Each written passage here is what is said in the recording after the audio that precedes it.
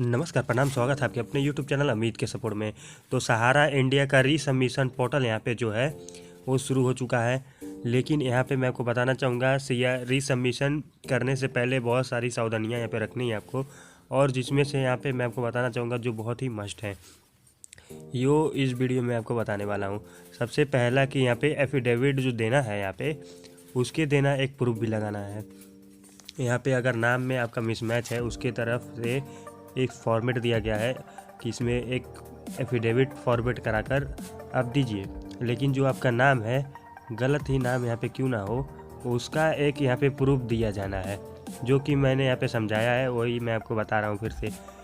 बात बाकी आप लोग भी थोड़ा पढ़िए, आप लोग भी थोड़ा समझ लीजिएगा कि आपका मतलब क्या है। इसका बोला जा रहा है कि आप अंकित कीजिए वो ऊपर नाम जो सहारा के रिकॉर्ड में जो है, और एक रिकॉर्ड में जो है आपके आधार में।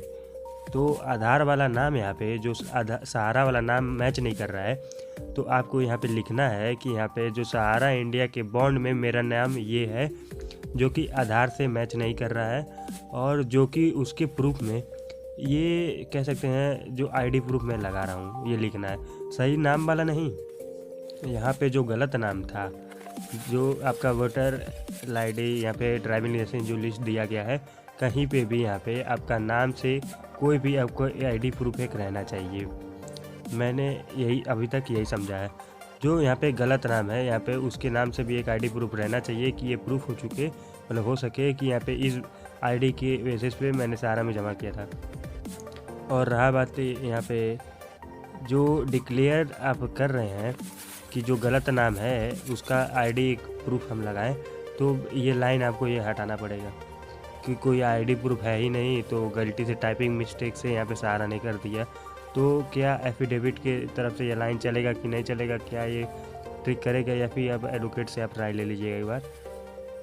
तो हूबहू अगर यही फॉर्मेट आपको अगर लगाना है तो कहीं एक प्रूफ ज़रूर आपका होना चाहिए कि यहाँ पे जो गलत नाम से यहाँ पे मैच करता है, ताकि ये प्रूफ रहे कि यहाँ पे वोटर आईडी के बेसिस पे हमने सहारा पे जमा किया और बाद में आधार बना तो हमने इस नाम कर दिया। ये चीज़ काफ़ी ध्यान से देखने वाली बात है। दूसरा कि यहाँ पे बता दूँ, बहुत सारे लोग उन्हें यहाँ पे मोबाइल से ही रीसबमिशन करते हैं, चाहे साइबर कैफ़े वाले हों, तो थोड़ा सा सोच समझ के रीअप्लाई करें, क्योंकि इतना आसान नहीं है जितना लोग बोल रहे हैं। यहाँ पे 5-6 स्टेप इसमें भी हैं, जैसे अप्लाई करने समय हुआ था, फॉर्म जनरेट हुआ, फ़ोटो चिपकाइए और फिर से ये अपलोड कीजिए। तो सारा जो प्रक्रिया है वो फिर से पैसा का खर्चा यहाँ पे होना है।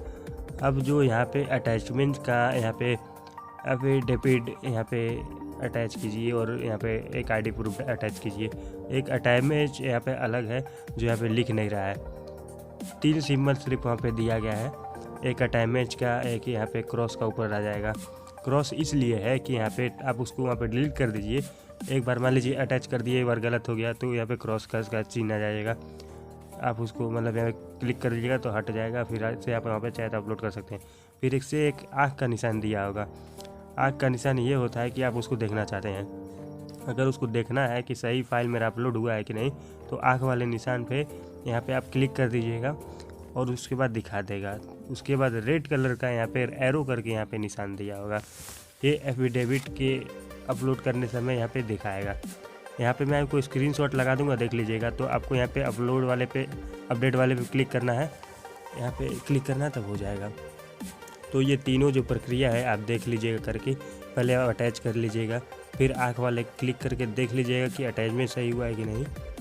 तो नहीं तो यहाँ पे मान लीजिए यहाँ पे सिलेक्ट कभी फाइल कोई और करते हैं तो कोई हो जाता है, और तो एक बार देखना ज़रूरी होता है।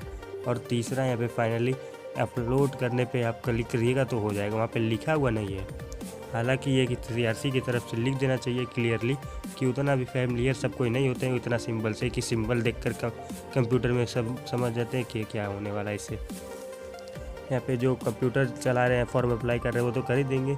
लेकिन यहाँ पे 1 करोड़ लोगों का यहाँ पे जो क्लेम गया है तो डिफिशियंसी का मैक्सिमम में है, तो सब लोगों का यहाँ मोबाइल से कर रहा है, कोई अपने से ही कर रहा है, कोई कहीं से कर रहा है। मतलब कोई अटैचमेंट करके फाइनल सबमिट कर देगा तो अटैचमेंट गया है नहीं पता चले, तो फिर उसका यहाँ पे डिफिशियंसी आ जाएगा और पेमेंट ही नहीं होगा। तो 1-2 सावधानियाँ तो यही है कि थोड़ा संभल के करें। और अभी 10,000 का हो रहा है, 25 तारीख से 20 हज़ार का ले लिया जाएगा। और टोटल डिपॉजिट आपका 20,000 है, तब अगर आपका डिपॉजिट यहाँ पे 20,000 से बढ़ जाता है, कितना भी बॉन्ड हो, तो अभी आपको बोला जाएगा कि आपको बताया जाएगा कि ये कब से किया जाएगा। हालांकि ये मान के चलिए कि CRCS ने ये देर से नियम लागू किया है, ये थोड़ी अच्छी बात है। अगर सबसे पहले ये अप्लाई हो रहा था तभी इसे अगर 10,000 20,000 यहाँ पे क्लेम वाला EM लेंगे तो ये दिक्कत हो जाता, और इतने बड़े संख्या में यहाँ पे क्लेम जाता ही नहीं। तो संजोग अच्छा है कि यहाँ पे अभी CRCS का दिमाग थोड़ा खुल गया है कि अमाउंट वाइज यहाँ पे करना चाहिए। तो अभी भले ही मान लीजिए यहाँ पे 20,000 आपका 20 तारीख से दिखाने लगेगा, लेकिन अभी 20,000 से भुगतान नहीं 20,000 का होने जा रहा है, अभी भुगतान 10,000 का होगा। यहाँ पे डिफिशियंसी आप 20,000 क्लेम तक का दूर कर सकते हैं, अभी तो सिर्फ 10,000 तक का भुगतान होगा। ये इसलिए लिया गया है कि यहाँ पे मैक्सिमम लोग यहाँ पे 10,000 20,000 तक है, उनका डिफिशियंसी यहाँ पे दूर हो जाए और उनको पहले पैसा यहाँ पे मिल जाए, ताकि नंबर ऑफ यहाँ पे अप्लीएंट यहाँ पे जो है, जो एप्लीकेशन डाले हैं, कंप्लेनेंट यहाँ पे बोल लीजिए, वो कम हो जाए। सरकार को ये इतना प्रेशर है कि इतना लोगों का यहाँ पे इतना मतलब क्लेम आया है, तो कह सकते हैं कि इसमें 10,000 या 20,000, 10 लाख या 20 लाख 30 लाख का यहाँ पे कर दिया जाए, चाहे वो 5 लाख करोड़ में बढ़ जाए वो पैसा, तो ये तो होगा कि ये 30 लाख लोगों का पैसा हमने दे दिया। तो नंबर ऑफ क्लेम को यहाँ पे कम करना चाहती है, इसीलिए क्राइटेरिया जो है ये ऐसा रखा गया है, ताकि यहाँ पे जो 1 लाख लोगों का यहाँ पे मान लीजिए वो 10,000 डिफिशियंसी दूर करा के अगर दे भी दिया जाए तो मान लीजिए 90,000 लोगों का रह जाएगा। तो भले ही अभी मान लीजिए यहाँ पे एप्लीकेशन को CRC कम कर देना चाहती है, डिफिशियंसी हटाने का। ये रही बात पोर्टल की। यहाँ पे जो सहारा की यहाँ पे चीफ जो है यहाँ पे मैडम, यहाँ पे बयान कल के आया, बयान में कुछ भी नहीं था, बिना मतलब वाला यहाँ पे बात हुआ था कि एंटिटी के खिलाफ चलता है। तो कौन नहीं जानता है कि एंटिटी के खिलाफ यहाँ पे नहीं चलता है। आपने यहाँ पे किया क्या, 138 करोड़ रुपए यहाँ पे सेबी ने बांटा था, तो यहाँ पे मार्केट में यहाँ पे बॉन्ड ही नहीं था उस टाइम, और सहारा कन्वर्जन यहाँ पे कर चुकी थी, तो यहाँ पे अभी भी बीच का रास्ता यहाँ पे निकालना था। सेबी अगर चाहती तो अगर कन्वर्जन यहाँ पे जब हुआ है, भुगतान अगर नहीं हुआ वो अलग बात है, लेकिन कन्वर्जन हुआ है, इसका बात सेबी नहीं रखी। सेबी ने ये कहा कि जमा करता है ही नहीं, तो कोई हमारे पास आ ही नहीं रहा है। तो सुब्रत रॉय ने यहाँ पे जो 125-30 यहाँ पे ट्रक पेपर भेजा था, तो वो रियल इस्टेट और हाउसिंग का था, और वो एक्चुअल पेपर था। तो पेपर कैसे नहीं है सहारा के पास? सहारा ने तो भुगतान दिला दिया, चाहे वो कन्वर्जन करके दिया हो चाहे वो कैश में किया हो। और ये बात यहाँ पे सेबी को पता नहीं था, सेबी को पता था, लेकिन सेबी बीच का रास्ता यहाँ पे नियम कानून से चलने वाली थी, और यहाँ पे सारू नियम कानून यहाँ पे ख़त्म हो गया जब इसमें बीच में अमित शाह का हाथ पड़ गया। अगर यहाँ पे सही में यहाँ पे सेबी अगर अपना नियम कानून अपन मंगवाना ही चाहती है सहारा से, जब 5,000 रिलीज हो रहा था, तो क्यों यहाँ पे सहारा बोली सुप्रीम कोर्ट में हमारा 25,000 करोड़ था, अभी पैसा नहीं जमा हुआ तो ये 15,000 करोड़ ही हुआ है। जब यहाँ पे अमित शाह यहाँ पे बीच में आ गए तब यहाँ पे नियम ख़त्म हो गया, और ऐसा नियम ही चल रहा था।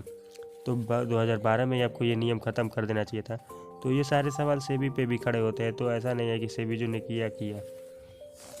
जब यहाँ पे नियम आपका 2012 में आ गया, तो नियम 2022 में कैसे ख़त्म हो गया कि यहाँ पे टोटल पैसा नहीं जमा हुआ तो भी अपना ऑब्जेक्शन भी नहीं किया।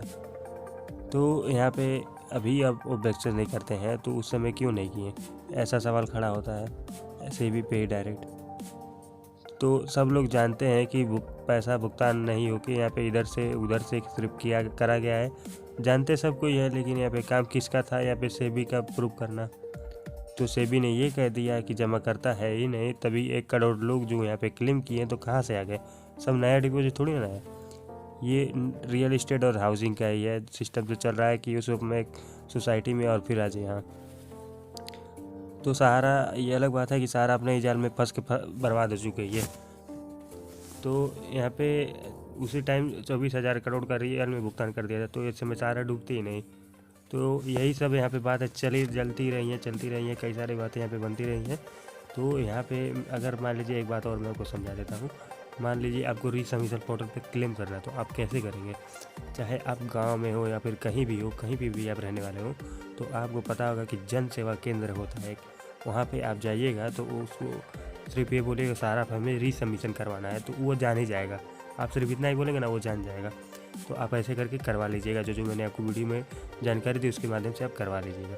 तो बस आज की वीडियो में इतना रखते हैं। वीडियो पसंद आए तो वीडियो को भी लाइक कर दीजिए और चैनल को भी सब्सक्राइब कर दीजिए। तब तक जय हिंद, वंदे मातरम।